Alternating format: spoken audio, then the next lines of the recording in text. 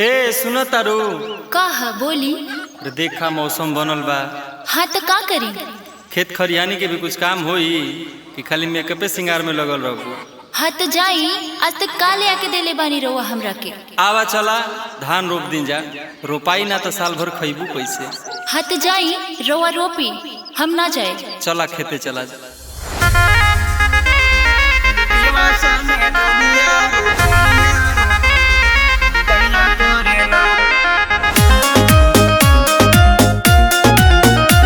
संगे धनिया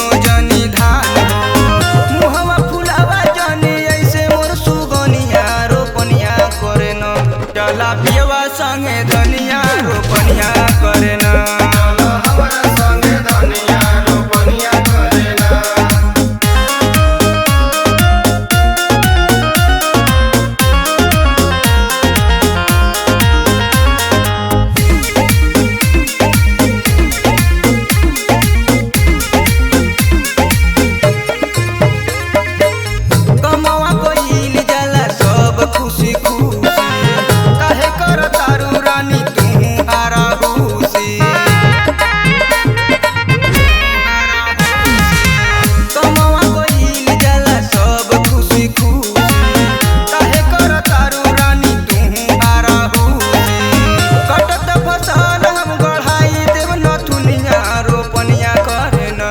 चला पियवा संगे धनिया रोपनिया कर।